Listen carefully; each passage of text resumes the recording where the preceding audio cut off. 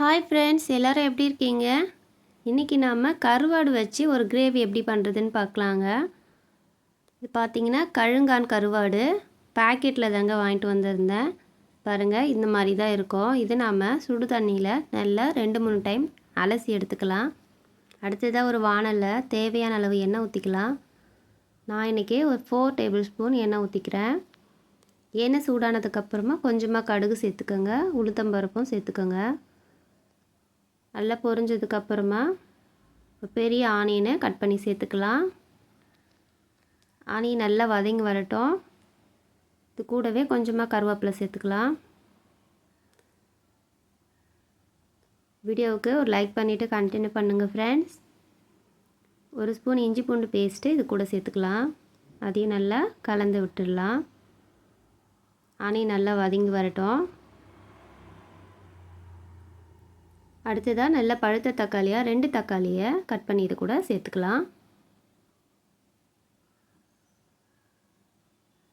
இப்போ நம்ம இது கூடவே உப்பு சேர்த்துக்கலாம். உப்பு கம்மியாக சேர்த்துக்கோங்க, ஏன்னா கருவாடில் உப்பு இருக்கும், அதனால் கொஞ்சம் கம்மியாகவே சேர்த்துக்கோங்க.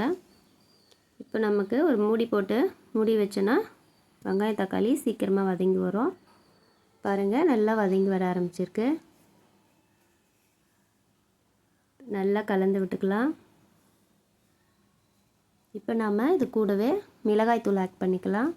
நான் இன்றைக்கி வீட்டில் அரைச்ச குழம்பு மிளகாய்த்தூள் 2.5 ஸ்பூன் சேர்த்துக்கிறேன். சேர்த்துட்டு நல்லா ஒரு தடவை கலந்து விட்டுக்கலாம். மிளகாய்த்தூளோட பச்சை வாசனையெல்லாம் போகிற அளவுக்கு நல்லா கலந்து விட்டுக்கலாம். பாருங்கள், நல்லா வதங்கி வந்திருக்கு. இப்போ நம்ம கொஞ்சமாக தண்ணி சேர்த்துக்கலாம். சேர்த்துட்டு உப்பு காரெல்லாம் செக் பண்ணிக்கோங்க. செக் பண்ணிவிட்டு ஒரு மூடி போட்டு ஒரு 4 மினிட்ஸ் நம்ம கொதிக்க விடலாம்.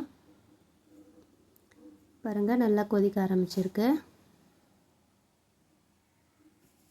பாருங்கள், நல்லா ஒரு தடவை கலந்து விட்டுட்டு இப்போ நம்ம க்ளீன் பண்ணி வச்சுருக்கிற கருவாடை இது கூட சேர்த்துக்கலாம். ரொம்பவே டேஸ்ட்டாக இருக்குங்க. கண்டிப்பாக நீங்களும் ட்ரை பண்ணுங்கள்.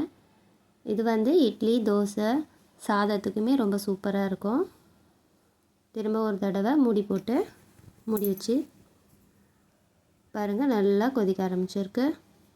இப்போ நாம் கொஞ்சமாக புளி தண்ணி ஆட் பண்ணிக்கலாம். ஒரு சின்ன எலுமிச்சப்பழம் சைஸ் புளி தண்ணி இது கூட சேர்த்துட்டு நல்லா கலந்து விட்டு திரும்பவும் ஒரு தடவை மூடி போட்டு ஒரு 3 மினிட்ஸ் குக் பண்ணி எடுத்துக்கலாம்.